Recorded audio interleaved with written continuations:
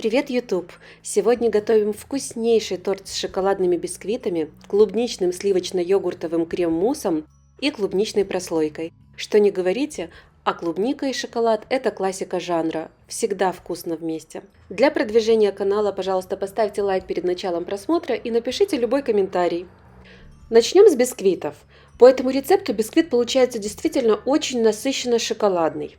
Для начала я просеиваю муку и какао. Друзья, все граммовки вы найдете внизу в описании под этим видео. Также добавляю сюда разрыхлитель, немного соли и сахар. Но немножко сахара от общего количества я оставлю для взбивания яиц. Перемешиваю все сухие ингредиенты, затем взбиваю яйца с оставшимся сахаром примерно 4 минуты, пока масса не посветлеет и не увеличится в объеме. Затем по чуть-чуть добавляю сюда горячее молоко, прямо с плиты, не прекращая взбивать миксером. А также добавлю сюда растительное масло. И буду взбивать еще примерно 2-3 минуты. Через 2-3 минуты мы получаем вот такую красивую пышную массу. И самое время объединить ее с сухими ингредиентами. В итоге тесто получается не очень пышное. Но ничего страшного, в духовке все красиво поднимется. Распределяю мое тесто в две формы по 18 см. Я их застелила пищевой фольгой и промазала растительным маслом. И отправляю в разогретую до 180 градусов духовку примерно на 30-35 минут до сухой зубочистки. У меня режим вверх-вниз. Бисквиты испеклись, зубочистка сухая, даю им остыть при комнатной температуре прямо в формах. Когда бисквиты хорошо остыли, я убираю фольгу и аккуратно с помощью ножа достаю бисквиты из колец. Вот такие два красавчика у меня получились. Теперь можно запаковать их в пищевую пленку и отправить в холодильник на ночь, чтобы они хорошенечко отдохнули и приобрели нужную текстуру. Спустя ночь разрезаю бисквиты наполовину и получаю 4 полноценных коржа для моего торта. Посмотрите на эту красивейшую текстуру. Для клубничного крем-мусса и для клубничной начинки я буду использовать желатин, поэтому, как видите, в двух разных емкостях я заливаю желатин холодной водой и оставляю до набухания. Все граммовки в описании. Теперь займемся клубникой. Для клубничного крем-мусса и для клубничной начинки. Я беру замороженную клубнику. Она у меня немного постояла, разморозилась.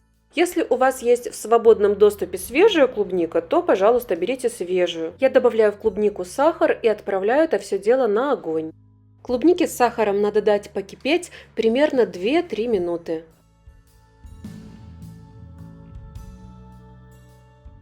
Снимаю с огня и разделяю клубнику для начинки и для крем-мусса. Друзья, не пишите, пожалуйста, в комментариях: ой, у вас на видео так много клубники, а в описании намного меньше, вы нам что-то не договариваете, пропорции явно другие. Я вам напишу в описании именно те пропорции, которые вам необходимы для приготовления этого торта. Теперь клубнику, которую я возьму для крема, я пробиваю блендером полностью, чтобы не осталось никаких комочков и кусочков, и протру ее через сито, чтобы избавиться от косточек. Этот шаг можно пропустить, если клубничные косточки вас не особо-то и смущают. И в эту горячую массу мы сразу добавляем набухший желатин. И хорошенечко остужаем до комнатной температуры. Клубнику для клубничной начинки я тоже слегка прибиваю блендером, но не сильно, оставляя крупные кусочки. Возвращаю эту клубнику в ковш, добавляю туда крахмал и отправляю на легкий огонь. В течение 3-4 минут довожу до легкого загустения. Снимаю с огня, и теперь в эту еще горячую клубнику я отправляю набухший желатин, чтобы он там хорошенечко растворился. И оставляем нашу массу остывать. Пока клубничные массы у нас остывают, приготовим крем. Я взяла холодные сливки 35% жирности, добавила туда сахарную пудру и взбиваю все это дело миксером около 7 минут до загустения. Вот такая консистенция у меня получилась. И теперь добавлю сюда йогурт. Я беру греческий йогурт без всяких наполнителей. По консистенции он напоминает сметану. Аккуратно перемешиваю лопаткой, снизу вверх, без миксера. Смотрите, какая красота получается.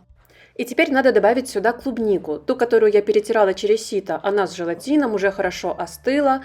Я добавляю туда пару ложек йогурта со сливками, перемешиваю и потом уже эту массу отправляю в основную. Зачем я это делаю? Да просто чтобы желатин от холодных ингредиентов не схватился комочками. В итоге мы получаем шикарный крем-мусс с нежным йогуртовым вкусом и приятным клубничным оттенком. Для сборки торта нам понадобится высокая ацетатная лента, примерно 10 см в высоту. Но у меня была только такая вот коротенькая, поэтому я отрезала 2 полоски и соединила их скотчем. Получилась высокая. Вот такой легкий лайфхак от меня. А теперь сборка. Беру подложку, устанавливаю кондитерское кольцо и прокладываю нашей уже высокой ацетатной лентой. Выкладываю на подложку немного крема для того, чтобы приклеить торт к подложке, и он по ней не ездил. Выкладываю первый корж и пропитываю его сахарным сиропом. Вы можете выбрать любую другую пропитку. Теперь беру хорошо остывшую клубнику с крахмалом и желатином и выкладываю небольшую часть на корж. Разравниваю и сверху выкладываю часть мусса. Ну и затем снова корж, пропитка, начинка, мусс.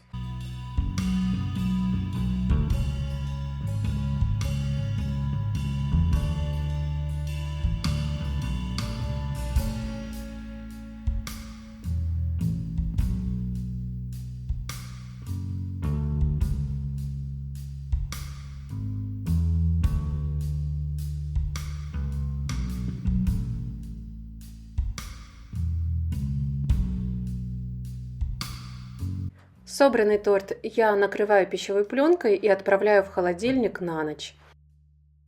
Ну и теперь, так сказать, распаковочка. Один из моих любимых моментов. Напишите, пожалуйста, в комментарии, а что вы больше всего любите в приготовлении торта.